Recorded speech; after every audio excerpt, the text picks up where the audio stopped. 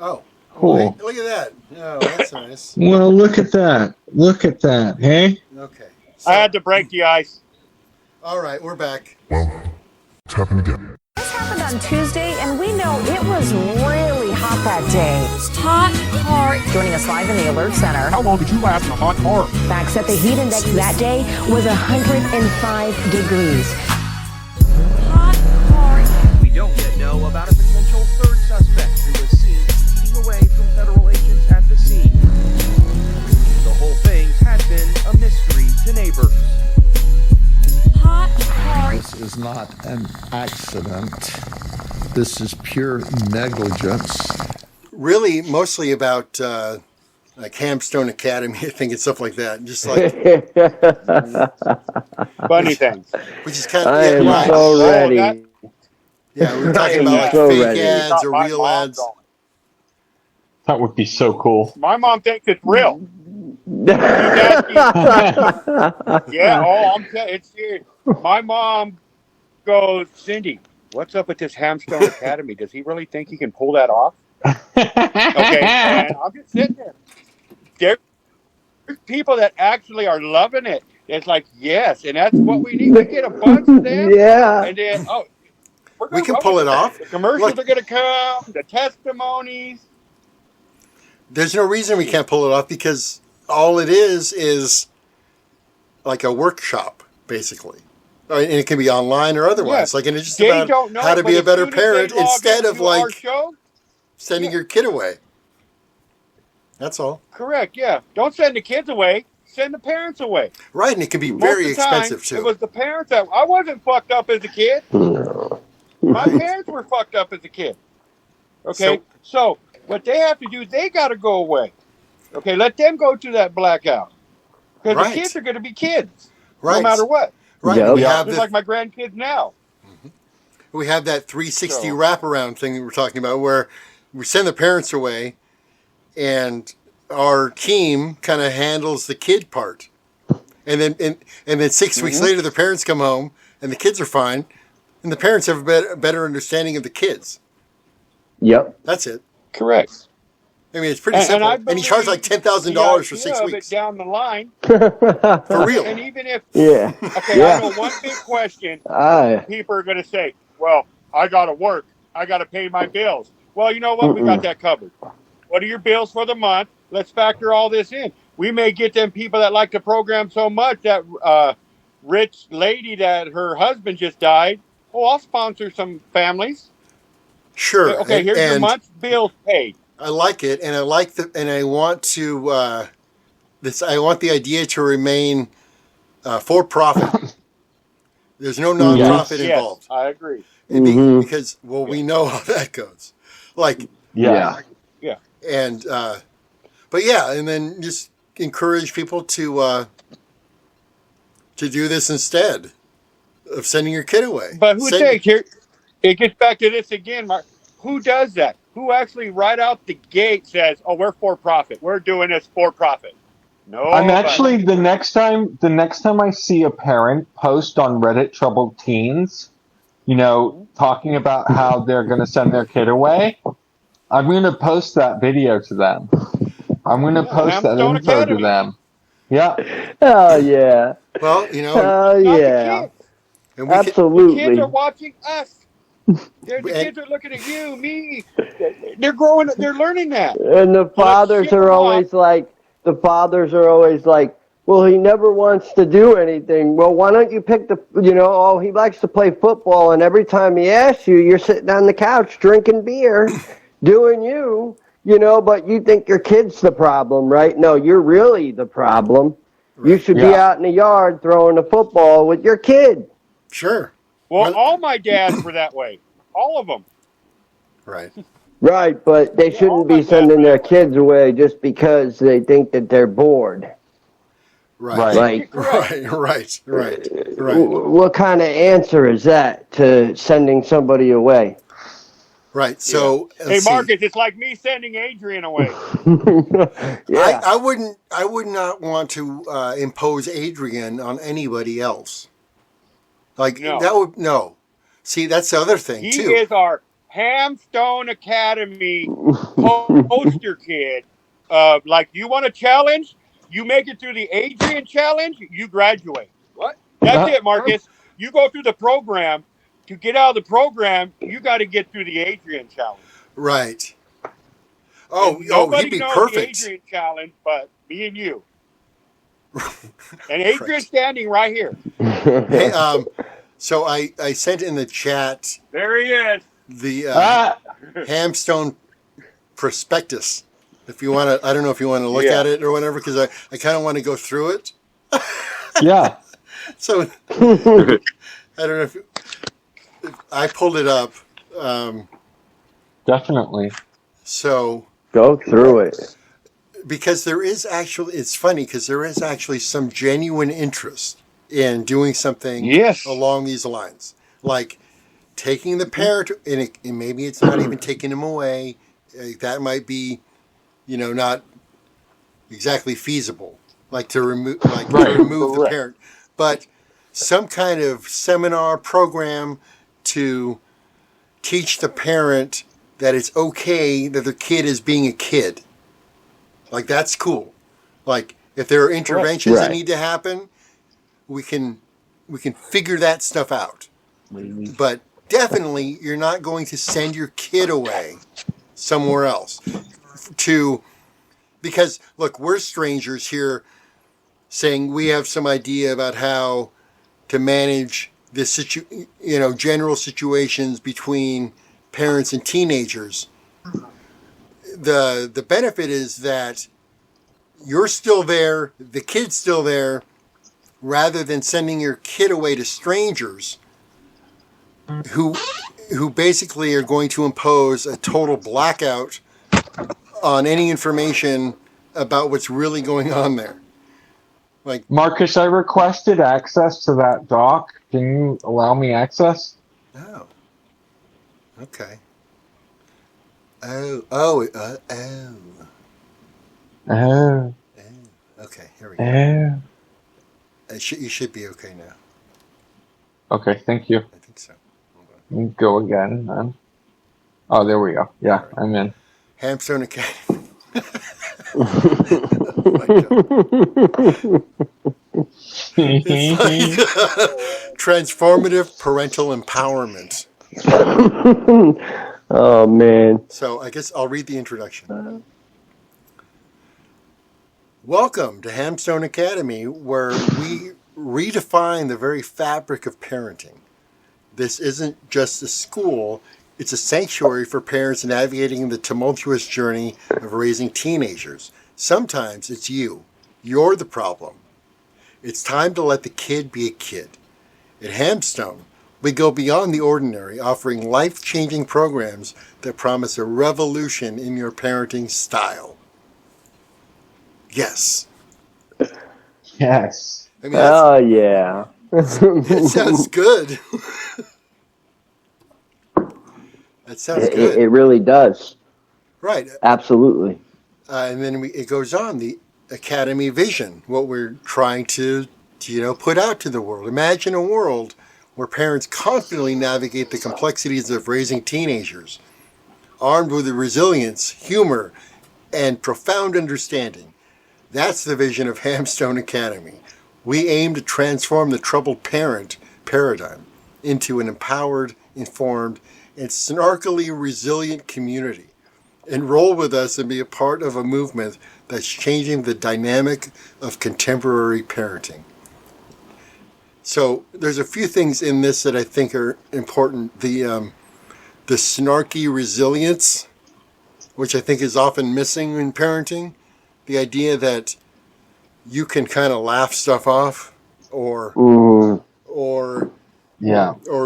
give the kid a good real life humorous talking to. Maybe you haven't. Maybe you as the parent haven't gone through or experienced the things that your child is doing currently. Maybe you never smoked weed, and that's scary. And I actually, sure. I actually I dealt with that with the preschool. They were trying to put my kid, she has autism, and I'm very patient with her. I'm very, very, very patient with her. Unlike, I'm not like, oh yeah, listen to the school, public school knows all the answers. No, no, no, no, no, no, no, no, no, no, no. I don't need my kid in the litter box or being taught different things and being taught all this different stuff. No, no, no. So we homeschool.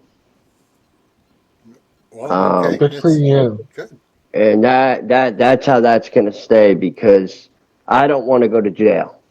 Because I'm not the type of father where I'm just going to allow the system to come into my home and take my children out without having, they can say, there's flies, or, well, wait, but what about all the toys and the food in the fridge, and my kid's mom working a job that's very stressful, helping other people, but you're, turning my family into DFS for thing. That's the other problem we have in society too, unfortunately, is the system. It's so broken.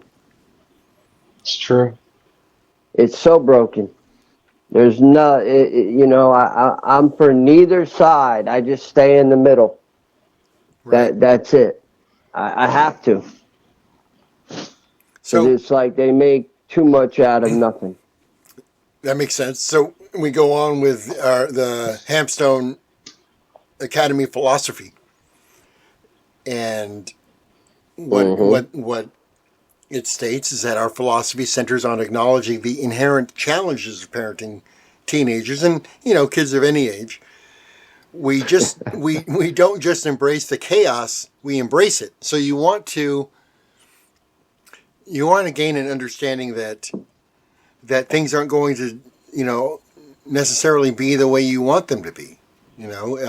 Correct. Life happens and things are weird, and there's new stuff out there that parents aren't even aware of, like as far as like trends and language, clothing styles, music, all of that. And I think people have a tendency to forget as we get older that we also were in those positions. And,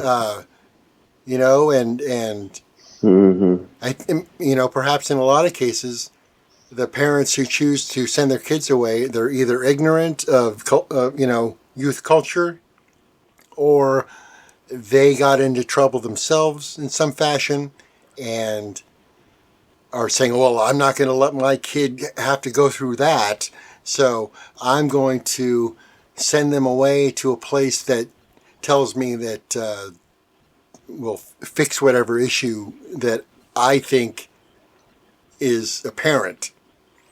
As a parent, it's apparent, right? It's just apparent that there's an issue, because me as the parent should know better, but oftentimes they don't, and it's not apparent, and maybe you're just not a good parent because you're not embracing. Got the situation of a parent, right, and a kid like myself in the situation I fell into, and then putting all the blame on my mother. Meanwhile, she was really trying to find me. But what they were doing to me was not what needs to be done. And they do that, unfortunately, to everybody that goes through the boarding schools, goes through the foster care system. It's all the same thing. Right. It's all the same tactics. Yeah. Well, in your case, because different ones. In your case, because your removal was involuntary, as far as your mother was concerned, because she was out of the area and not able to change things. My grandparents were, and they told my grandparents that the state of Missouri owns me. And interstate compact will take over 4 years. And my mom was doing really good, and they kept giving her the runaround. Sure. Oh, yeah. But they would instill in my head that she hated me, Well, you it's know, all just this different stuff. different jurisdictions Right. and grandparents' rights and that kind of stuff comes Yep. into play. And the It's so sad. system doesn't have any use for any of that stuff. Like they just know kind of like, okay, there's other people who are concerned, and the individuals like the caseworkers and stuff, they're aware of that, but they can't really acknowledge it because it adds a different element into their program. They can't, like if they said, okay, grandparents, you in this case can come in and take care of the kid, and then what's going to happen then is that they're going to get a whole bunch of more work to be done because other grandparents are going to be like, oh, well, I want to do that too.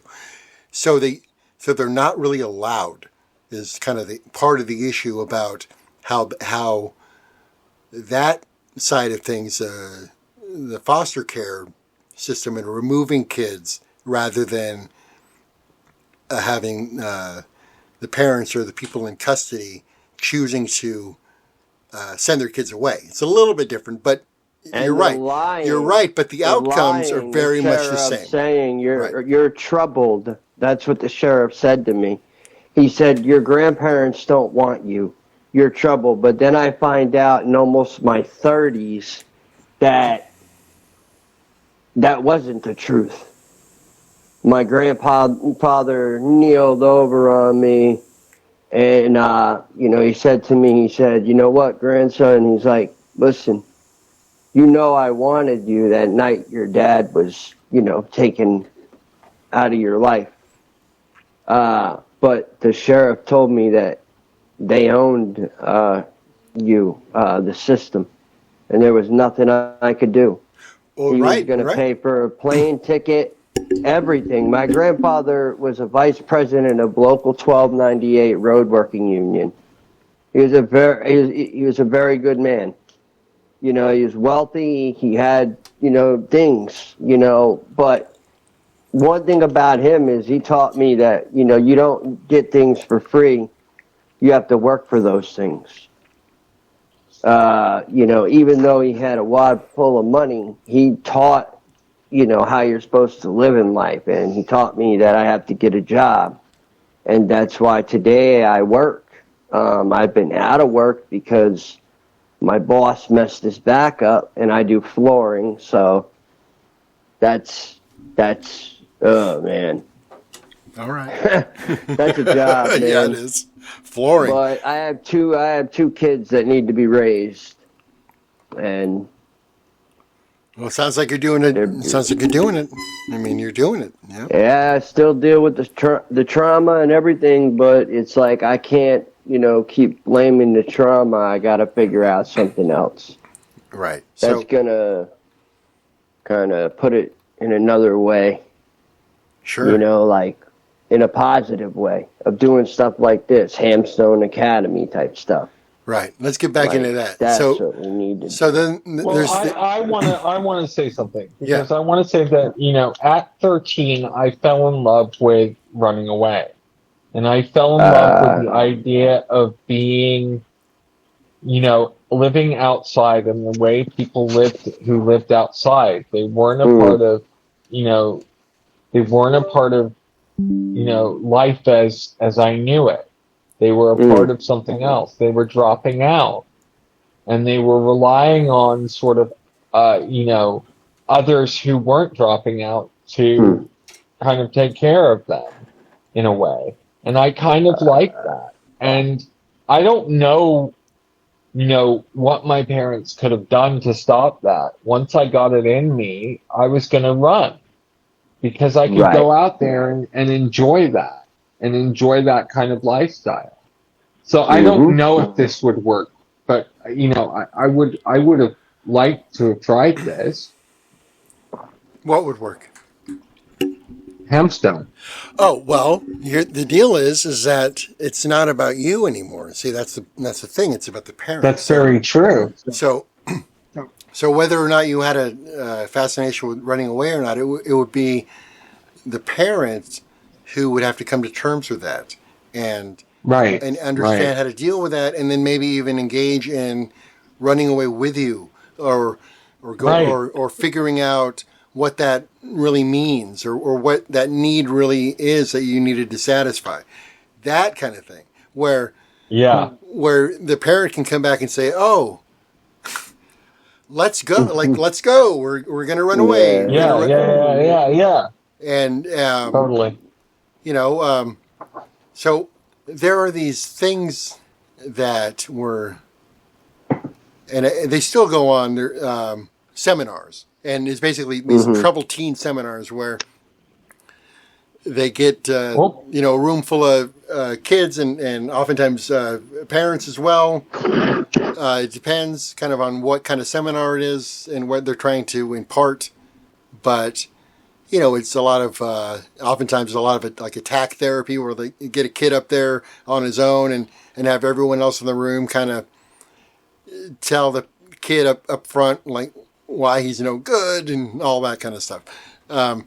But then they have like these educational, like, what are they? Educational consultants is what they're called, who will get up and give speeches and talk about whatever they're talking about, basically about troubled teens and all that. Hamstone Academy has their own versions of seminars, and they're called the Parental Pandemonium Seminars, a professional exploration into the abyss. In these seminars, there are a series of groundbreaking techniques into the gritty realities of parenting teenagers. And the topics will range, and this is something that we want to build from... One of the topics would be unmuting your mic before you talk. What? Your fucking mic was muted. Who's muting the mic? That might be a good idea. Oh, is that Hammy? He's muting his mic. mic. I had my mic muted. I'm over here running my lips. You know what? I was too, but I do that. You are muted. I heard your ass. All right, so let's get to the topics. Here we go. So the topics of the seminars are... Thank God for editing. Well, I rarely edit much at all, to be honest. The topics of the... Start at the topic then. The Hamstone seminars, the topics, they range from unveiling the parental abyss, whatever that means, to mastering the art of disguise, communication catastrophes, decoding the teenage tempest, and using laughter as a lifeline. We also have a post-seminar support that will ensure a continued journey of growth and shared understanding with your kid. So basically what we're going to do is sit you down and teach you about your own kid. It's a 6-week boot camp led by Hammy, of all people. We call him the maestro. We call him the maestro of parental enlightenment because he's done it all through all these trials and tribulations, and now he's a successful grandparent. I mean, some people may question what successful means, but he is indeed he's like the patriarch of this like wild family, and they're not going to some teenage. I've lived it. They're not going to some boot camp. Hammy is the boot camp. I mean, so we're gonna pick you up in the middle of the night. Your kids are gonna be in good hands. We're gonna take in a late night getaway, parents, to a remote, undisclosed location for 6 weeks, and it will transcend the ordinary. I mean, that's it. We're gonna take you away and teach you how to be a parent. I don't know what other option there is because you can't really fix the troubled teen industry itself. Like, that's not happening. I mean, there are great things going on that are shutting down individual institutions and programs that should continue to happen. But if we want to be honest with ourselves, we know that people are always going to take advantage of the kids, and if it's in a professional capacity and there's money involved, it's even more incentive to like start up some stupid program and claim that you're going to fix kids. You're not going to fix the fucking kids. Because that's what it They is. don't need to be Pissing fixed. the kids off because Right. the kids are supposedly messed up and all that. No. With Hamstone, we're not saying the parents are fucked up. We're teaching you how to understand your kid. No, the fucked up thing is like not understanding that you need more education and then just taking the word of somebody who's telling you that you should like remove the kid from your life. That's insane to me. Like, Yeah. Look, if you're a parent and you want to remove your kid from your life, you leave. Okay, you leave. You don't move your kid away. You leave. You remove yourself. Right? Right. I mean, seriously. What the fuck is going on with this idea of like it's okay to ship kids all over the place? Why is that even a thing? I don't even know, man. It's not. It shouldn't be a thing. No. It should just not be something that is done. Like that's like weird interstate commerce stuff, you know? You were talking about that too. About it's this weird like legal trafficking of people that just should not and Oregon happen. is a big one of it. Yeah. And I'm in a huge hub. Missouri is a huge hub for trafficking. California is as well. Yep. Exactly. Right. So exactly. But I think it's important that when people talk about trafficking, who are they talking about? Like as far as like who's moving who? Because it's not some random dude on the fucking street that people are complaining about. It's not that guy. No. That's not happening.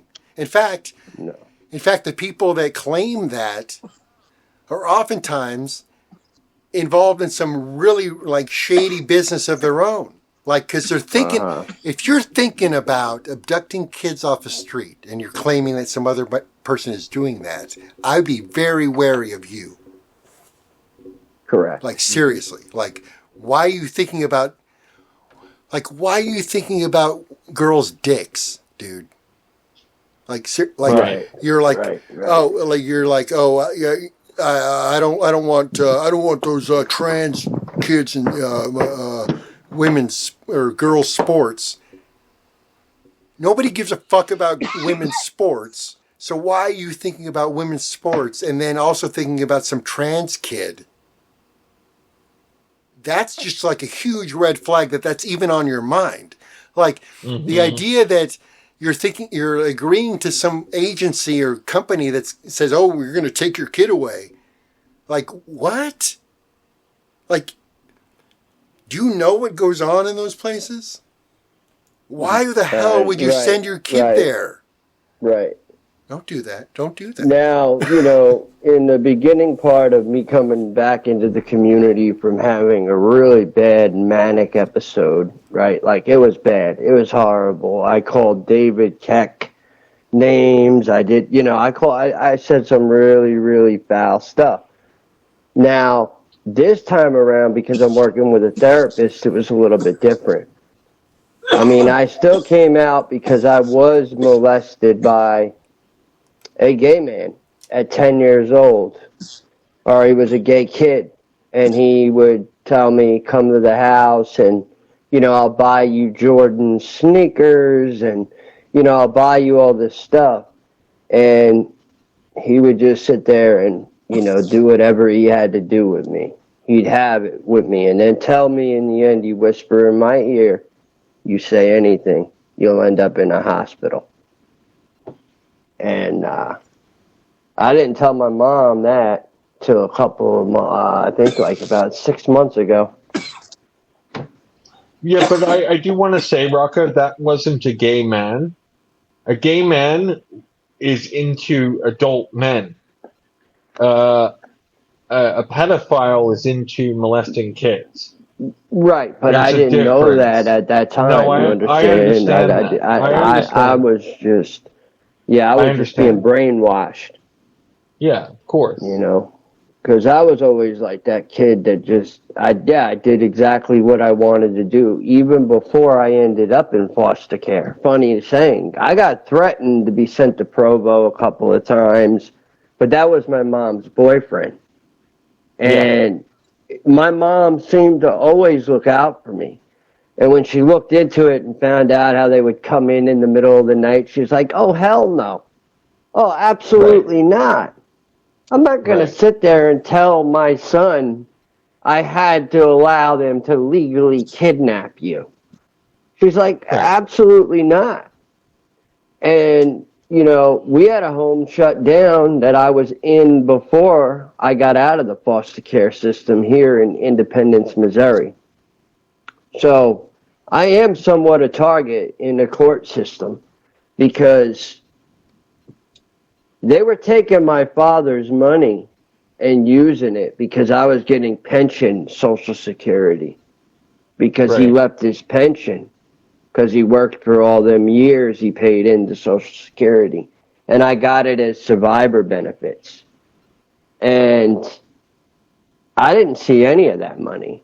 I didn't see a lick of that money. You know who did? The guardian litem, the caseworker, and they were trying to adopt me.